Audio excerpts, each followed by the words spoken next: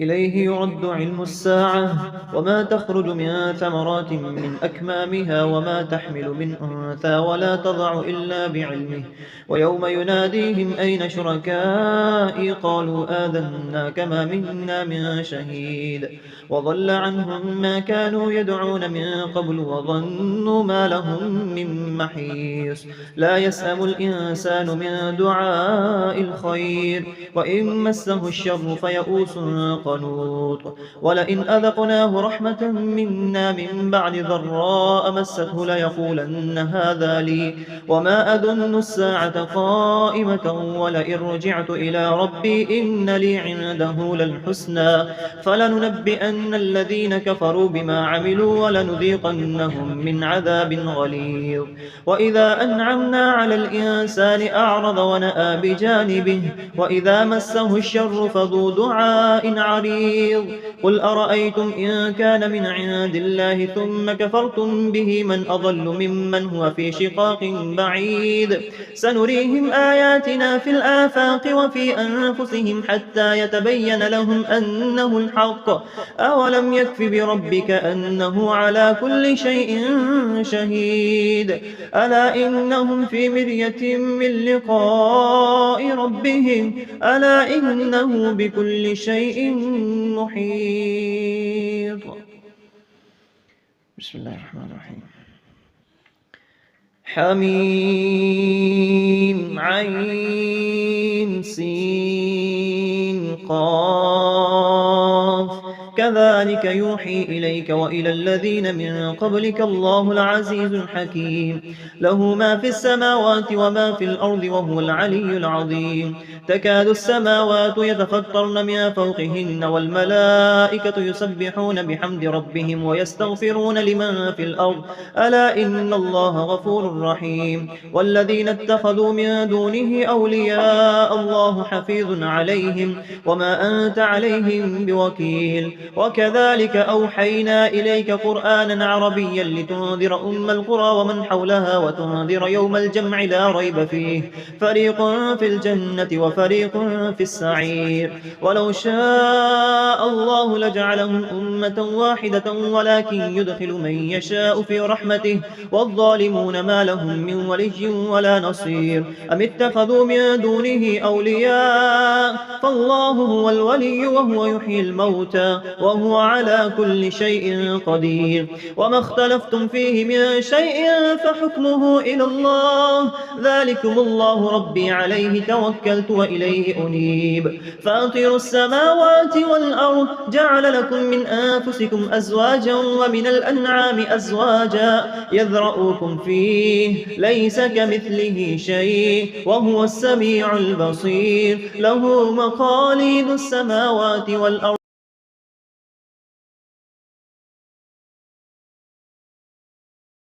له مقاليد السماوات والأرض يبسط الرزق لمن يشاء ويقدر إنه بكل شيء عليم شرع لكم من الدين ما وصى به نوحا والذي أوحينا إليك وما وصينا به إبراهيم وموسى وعيسى أن أقيموا الدين ولا تتفرقوا فيه كبر على المشركين ما تدعوهم إليه الله يجتبي إليه من يشاء ويهدي إليه من ينيب وما تفرقوا إلا من بعد ما جاءهم العلم بغيا بينهم ولولا كلمة سبقت من ربك إلى أجل مسمى لقضي بينهم وإن الذين أورثوا الكتاب لفي شك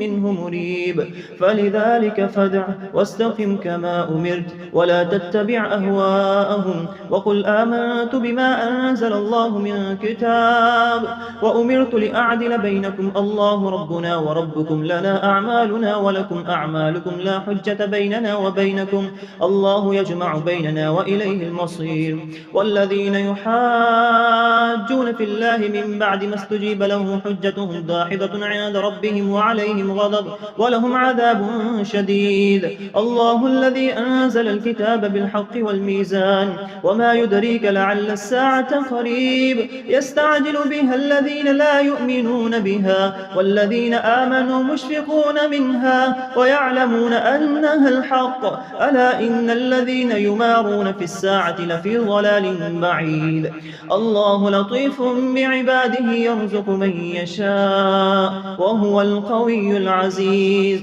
من كان يريد حرث الآخرة نزد له في حرثه ومن كان يريد حرث الدنيا نؤته منها وما له في الآخرة من نصيب أم لهم شركاء شرعوا لهم من الدين ما لم يأذن به الله ولولا كلمة الفصل لقضي بينهم وإن الظالمين لهم عذاب أليم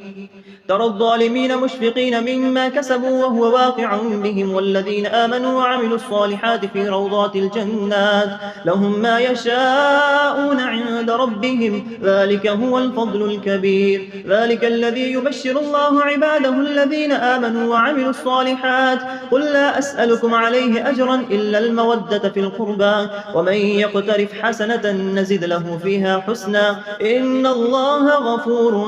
شكور أم يقولون افترى على الله كذبا فإن يشاء الله يختم على قلبك ويمحو الله الباطل ويحق الحق بكلماته إنه عليم بذات الصدور وهو الذي يقبل التوبة عن عباده ويعفو عن السيئات ويعلم ما تفعلون ويستجيب الذين آمنوا وعملوا الصالحات ويزيدهم من فضله والكافرون لهم عذاب شديد ولو بسط الله الرزق لعباده لبغوا في الأرض ولكن ينزل بقدر ما يشاء إنه بعباده خبير بصير وهو الذي ينزل الغيث من بعد ما قنطوا وينشر رحمته وهو الولي الحميد ومن آياته خلق السماوات والأرض وما بث فيهما من دابة وهو على جمعهم إذا يشاء قدير وما أصابكم من مصيبة فبما كسبت أيديكم ويعفو عن كثير وما أنتم بمعجزين في الأرض ولا في السماء وما لكم من دون الله من ولي ولا نصير ومن آياته الجوار في البحر كالأعلام إن يشأ يسكن الريح فيظللن رواكد على ظهره إن في ذلك لآيات لكل صبار شكور أو يوبقهن بما كسبوا ويعفو عن كثير ويعلم الذين يجادلون في آياتنا ما لهم من محيص فما أوتيتم من شيء فمتاع الحياة الدنيا وما عند الله خير وأبقى للذين آمنوا وعلى ربهم يتوكلون والذين يجتنبون كبائر الإثم والفواحش وإذا ما غضبوا هم يغفرون والذين استجابوا لربهم وأقاموا الصلاة وأمرهم شورى بينهم ومما رزقناهم ينفقون والذين إذا أصابهم البغي هم ينتصرون وجزاء سيئة سيئة مثلها فمن عفا وأصلح فأجره على الله إنه لا يحب الظالمين ولمن انتصر بعد ظلمه فأولئك ما عليهم من سبيل إنما السبيل على الذين يظلمون الناس ويبغون في الأرض بغير الحق أولئك لهم عذاب أليم ولمن صبر وغفر إن ذلك لمن عزم الأمور ومن يضلل الله فما له من ولي من بعده وترى الظالمين لما رأوا العذاب يقولون هل إلى مرد من سبيل وتراهم يعرضون عليها خاشعين من الذل ينظرون من طرف خفي وقال الذين آمنوا إن الخاسرين الذين خسروا أنفسهم وأهليهم يوم القيامة ألا إن الظالمين في عذاب مقيم وما كان لهم من أولياء ينصرونهم من دون الله ومن يضلل الله فما له من سبيل استجيبوا لربكم من قبل أن يأتي يوم لا مرد له من الله ما لكم من ملجأ يومئذ وما لكم من نكير فإن أعرضوا فما أرسلناك عليهم حفيظا إن عليك إلا البلاغ وإنا إذا أذقنا الإنسان منا رحمة فرح بها وإن تصبهم سيئة بما قدمت أيديهم فإن الإنسان كفور لله ملك السماوات والأرض يخلق ما يشاء يهب لمن يشاء إناثا ويهب لمن يشاء الذكور أو يزوجهم ذكرانا وإناثا ويجعل من يشاء عقيما إنه عليم قدير. وما كان لبشر أن يكلمه الله إلا وحيا أو من وراء حجاب أو يرسل رسولا فيوحي بإذنه ما يشاء إنه علي حكيم. وكذلك أوحينا إليك روحا من أمرنا ما كنت تدري ما الكتاب ولا الإيمان ولكن جعلناه نورا نهدي به من نشاء من عبادنا وإنك لتهدي إلى صراط مستقيم صراط الله الذي له ما في السماوات وما في الأرض ألا إلى الله تصير الأمور. بسم الله الرحمن الرحيم. حميم والكتاب المبين إنا جعلناه قرآنا عربيا لعلكم تعقلون وإنه في أم الكتاب لدينا لعلي حكيم. أفنضرب عنكم الذكر صفحا أم كنتم قوما مسرفين وكم أرسلنا من نبي في الأولين وما يأتيهم من نبي إلا كانوا به يستهزئون فأهلكنا أشد منهم بطشا ومضى مثل الأولين ولئن سألتهم من خلق السماوات والأرض ليقولن خلقهن العزيز العليم الذي جعل لكم الأرض مهدا وجعل لكم فيها سبلا لعلكم تهتدون والذي نزل من السماء ماء بقدر فأنشرنا به بلدة ميتا كذلك تخرجون والذي خلق الأزواج كلها وجعل لكم من الفلك والأنعام ما تركبون لتستووا على ظهوره ثم تذكروا نعمة ربكم إذا استويتم عليه وتقولوا سبحان الذي سخر لنا هذا وما كنا له مقرنين وإنا إلى ربنا لمنقلبون وجعلوا له من عباده جزءا إن الإنسان لكفور مبين أم اتخذ مما يخلق بنات وأصفاكم بالبنين وإذا بشر أحدهم بما ضرب للرحمن مثلا ظل وجهه مسودا وهو كظيم أومن ينشأ في الحلية وهو في الخصام غير مبين وجعلوا الملائكة الذين هم عباد الرحمن إناثا أشهدوا خلقهم ستكتب شهادتهم ويسألون وقالوا لو شاء الرحمن ما عبدناهم ما لهم بذلك من علم إنهم إلا يخرصون أم آتيناهم كتابا من قبله فهم به مستمسكون بل قالوا إنا وجدنا آباءنا على أمة وإنا على آثارهم مهتدون وكذلك ما أرسلنا من قبلك في قرية من نذير إلا قال مترفوها إنا وجدنا آباءنا على أمة وإنا على آثارهم مقتدون قال أولو جئتكم بأهدى مما وجدتم عليه آباءكم قالوا إنا بما أرسلتم به كافرون فانتقمنا منهم فانظر كيف كان عاقبة المكذبين. وإذ قال إبراهيم لأبيه وقومه إنني براء مما تعبدون إلا الذي فطرني فإنه سيهدين وجعلها كلمة باقية في عقبه لعلهم يرجعون بل متعت هؤلاء وآباءهم حتى جاءهم الحق ورسول مبين ولما جاءهم الحق قالوا هذا سحر وإنا به كافرون وقالوا لولا نزل هذا القرآن على رجل من القريتين عظيم أهم يقسمون رحمة ربك نحن قسمنا بينهم معيشتهم في الحياة الدنيا ورفعنا بعضهم فوق بعض درجات ليتخذ بعضهم بعضا سخريا ورحمة ربك خير مما يجمعون ولولا أن يكون الناس أمة واحدة لجعلنا لمن يكفر بالرحمن لبيوتهم سقفا من فضة ومعارج عليها يظهرون ولبيوتهم أبوابا وسررا عليها يتكئون وزخرفا وإن كل ذلك لما متاع الحياة الدنيا والآخرة عند ربك للمتقين ومن يعش عن ذكر الرحمن نقيض له شيطانا فهو له قرين وإنهم ليصدونهم عن السبيل ويحسبون أنهم مهتدون حتى إذا جاءنا قال يا ليت بيني وبينك بعد المشرقين فبئس القرين ولن ينفعكم اليوم إذ ظلمتم أنكم في العذاب مشتركون أفأنت تسمع السم أو تهدي العمي ومن كان في ضلال مبين فإما نذهبن بك فإنا منهم منتقمون أو نرينك الذي وعدناهم فإنا عليهم مقتدرون فاستمسك بالذي أوحي إليك إنه على صراط مستقيم وإنه لذكر لك ولقومك وسوف تسألون واسأل من أرسلنا من قبلك من رسلنا أجعلنا من دون الرحمن آلهة يعبدون ولقد أرسلنا موسى بآياتنا إلى فرعون وملئه فقال إني رسول رب العالمين فلما جاءهم بآياتنا إذا هم منها يضحكون وما نريهم من آية إلا هي أكبر من أختها وأخذناهم بالعذاب لعلهم يرجعون وقالوا يا أيها الساحر ادع لنا ربك بما عهد عندك إننا لمهتدون فلما كشفنا عنهم العذاب إذا هم ينكثون ونادى فرعون في قومه قال يا قوم أليس لي ملك مصر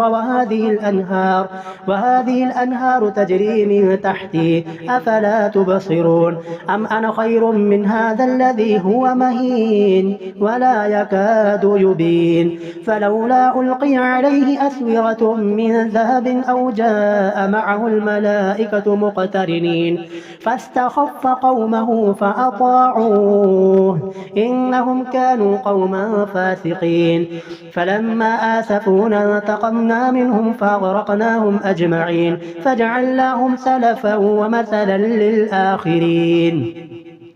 ولما ضرب ابن مريم مثلا إذا قومك منه يصدون وقالوا أآلهتنا خير أم هو ما ضربوه لك إلا جدلا بل هم قوم خصمون إن هو إلا عبد أنعمنا عليه وجعلناه مثلا لبني إسرائيل ولو نشاء لجعلنا منكم ملائكة في الأرض يخلفون وإنه لعلم للساعة فلا تمترن بها واتبعون هذا صراط مستقيم ولا يصدنكم الشيطان إنه لكم عدو مبين ولما جاء عيسى بالبينات قال قد جئتكم بالحكمة ولأبين لكم بعض الذي تختلفون فيه فاتقوا الله وأطيعون إن الله هو ربي وربكم فاعبدوه هذا صراط مستقيم فاختلف الأحزاب من بينهم فويل للذين ظلموا من عذاب يوم أليم هل ينظرون إلا الساعة أن تأتيهم بغتة وهم لا يشعرون الأخلاء يومئذ بعضهم لبعض عدو إلا المتقين يا عباد لا خوف عليكم اليوم ولا أنتم تحزنون الذين آمنوا بآياتنا وكانوا مسلمين ادخلوا الجنة أنتم وأزواجكم تحبرون يطاف عليهم بصحاف من ذهب وأكواب وفيها ما تشتهيه الأنفس وتلذ الأعين وأنتم فيها خالدون وتلك الجنة التي أورثتموها بما كنتم تعملون لكم فيها فاكهة كثيرة منها تأكلون إن المجرمين في عذاب جهنم خالدون لا يفتر عنهم وهم فيه مبلسون وما ظلمناهم ولكن كانوا هم الظالمين ونادوا يا مالك ليقض علينا ربك قال إنكم ماكثون لقد جئناكم بالحق ولكن أكثركم للحق كارهون أم أبرموا أمرا فإنا مبرمون أم يحسبون أنا لا نسمع سرهم ونجواهم بلى ورسلنا لديهم يكتبون قل إن كان للرحمن ولد فأنا أول العابدين سبحان رب السماوات والأرض رب العرش عما يصفون فذرهم يخوضوا ويلعبوا حتى يلاقوا يومهم الذي يوعدون وهو الذي في السماء إله وفي الأرض إله وهو الحكيم العليم وتبارك الذي له ملك السماوات والأرض وما بينهما وعنده علم الساعة وإليه ترجعون ولا يملك الذين يدعون من دونه الشفاعة إلا من شهد بالحق وهم يعلمون ولئن سألتهم من خلقهم ليقولن الله فأنى يؤفكون وقيله يا رب إن هؤلاء قوم لا يؤمنون فاصفح عنهم وقل سلام فسوف يعلمون. بسم الله الرحمن الرحيم. حميم والكتاب المبين إنا أنزلناه في ليلة مباركة إنا كنا منذرين فيها يفرق كل أمر حكيم أمرا من عندنا إنا كنا مرسلين رحمة من ربك إنه هو السميع العليم رب السماوات والأرض وما بينهما إن كنتم موقنين لا إله إلا هو يحيي ويميت ربكم ورب آبائكم الأولين بل هو في شك يلعبون فارتقب يوم تأتي السماء بدخان مبين يغشى الناس هذا عذاب أليم ربنا اكشف عنا العذاب إنا مؤمنون أنى لهم الذكرى وقد جاءهم رسول مبين ثم تولوا عنه وقالوا معلم مجنون إنا كاشف العذاب قليلا إنكم عائدون يوم نبطش البطشة الكبرى إنا منتقمون ولقد فتنا قبلهم قوم فرعون وجاءهم رسول كريم أن أدوا إلي عباد الله إني لكم رسول أمين وأن لا تعلوا على الله إني آتيكم بسلطان مبين وإني عذت بربي وربكم أن ترجمون وإن لم تؤمنوا لي فاعتزلون فدعا ربه أن هؤلاء قوم مجرمون فأسر بعبادي ليلا إنكم متبعون واترك البحر رهوا إنهم جند مغرقون كم تركوا من جنات وعيون وزروع ومقام كريم ونعمة كانوا فيها فاكهين كذلك وأورثناها قوما آخرين فما بكت عليهم السماء والأرض وما كانوا منظرين ولقد نجينا بني إسرائيل من العذاب المهين من فرعون إنه كان عاليا من المسرفين ولقد اخترناهم على علم على العالمين وآتيناهم من الآيات ما فيه بلاء مبين إن هؤلاء ليقولون إن هي إلا موتتنا الأولى وما نحن بمنشرين فأتوا بآبائنا إن كنتم صادقين أهم خير أم قوم تبع والذين من قبلهم أهلكناهم إنهم كانوا مجرمين وما خلقنا السماوات والأرض وما بينهما لاعبين ما خلقناهما إلا بالحق ولكن أكثرهم لا يعلمون إن يوم الفصل ميقاتهم أجمعين يوم لا يغني مولا عن مولا شيئا ولا هم ينصرون إلا من رحم الله إنه هو العزيز الرحيم إن شجرة الزقوم طعام الأثيم كالمهل يغلي في البطون كغلي الحميم خذوه فاعتلوه إلى سواء الجحيم ثم صبوا فوق رأسه من عذاب الحميم ذق إنك أنت العزيز الكريم إن هذا ما كنتم به تمترون إن المتقين في مقام أمين في جنات وعيون يلبسون من سندس واستبرق متقابلين كذلك وزوجناهم بحور عين يدعون فيها بكل فاكهة آمنين لا يذوقون فيها الموت إلا الموتة الأولى ووقاهم عذاب عذاب الجحيم فضلا من ربك ذلك هو الفوز العظيم فإنما يسرناه بلسانك لعلهم يتذكرون فارتقب إنهم مرتقبون بسم الله الرحمن الرحيم حميم تنزيل الكتاب من الله العزيز الحكيم إن في السماوات والأرض لآيات للمؤمنين وفي خلقكم وما يبث من دابة آيات لقوم يوقنون واختلاف الليل والنهار وما أنزل الله من السماء من رزق فأحيا به الأرض بعد موتها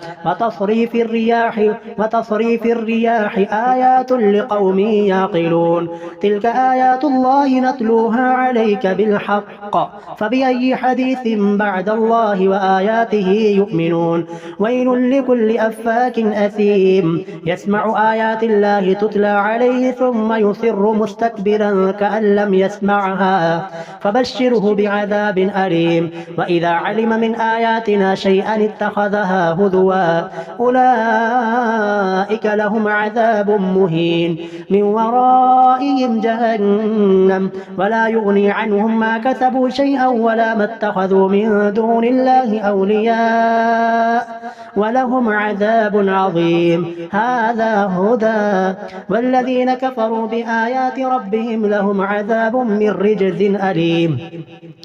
الله الذي سخر لكم البحر لتجري الفلك فيه بأمره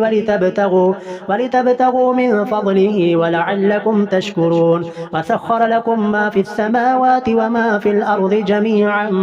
منه إن في ذلك لآيات لقوم يتفكرون قل للذين آمنوا يغفروا للذين لا يرجون أيام الله ليجزي قوما بما كانوا يكسبون من عمل صالحا فلنفسه ومن أساء فعليها ثم إلى ربكم ترجعون ولقد آتينا بني إسرائيل الكتاب والحكم والنبوة ورزقناهم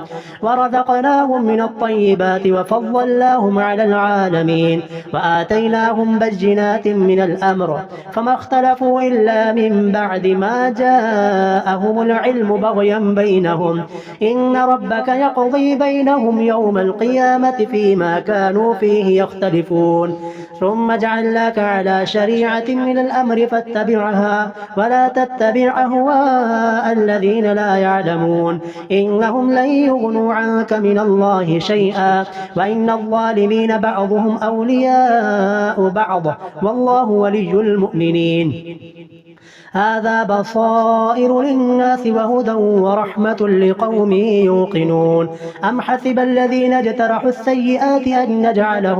أن نجعلهم كالذين آمنوا وعملوا الصالحات سواء محياهم ومماتهم ساء ما يحكمون وخلق الله السماوات والأرض بالحق ولتجزى كل نفس بما كسبت وهم لا يظلمون أفرأيت من اتخذ إلهه هواه وأضله الله على علم وختم على سمعه وقلبه وجعل على بصره غشاوة فمن يهديه من بعد الله أفلا تذكرون وقالوا ما هي إلا حياتنا الدنيا نموت ونحيا وما يهلكنا إلا الدهر وما لهم بذلك من علم إن هم إلا يظنون وإذا تتلى عليهم آياتنا بينات ما كان حجتهم إلا أن قالوا ائتوا بآبائنا إن كنتم صادقين قل الله يحييكم ثم يميتكم ثم يجمعكم إلى يوم القيامة لا ريب فيه ولكن أكثر الناس لا يعلمون ولله ملك السماوات والأرض ويوم تقوم الساعة يومئذ يخسر المبطلون وترى كل أمة جاثية كل أمة تدعى إلى كتابها اليوم تجزون ما كنتم تعملون هذا كتابنا ينطق عليكم بالحق إنا كنا نستنسخ ما كنتم تعملون فأما الذين آمنوا وعملوا الصالحات فيدخلهم ربهم في رحمته ذلك هو الفوز المبين. وأما الذين كفروا أفلم تكن آياتي تتلى عليكم فاستكبرتم وكنتم قوما مجرمين. وإذا قيل إن وعد الله حق والساعة لا ريب فيها قلتم ما ندري ما الساعة إن نظن إلا ظنا وما نحن بمستيقنين. وبدا لهم سيئات ما عملوا وحاق بهم ما كانوا به يستهزئون. وقيل اليوم ننساكم كما نسيتم لقاء يومكم هذا ومأواكم النار وما لكم من ناصرين. ذلكم بأنكم اتخذتم آيات الله هزوا وغرتكم الحياة الدنيا فاليوم لا يخرجون منها ولا هم يستعتبون. فلله الحمد رب السماوات ورب الأرض رب العالمين وله الكبرياء في السماوات والأرض وهو العزيز الحكيم.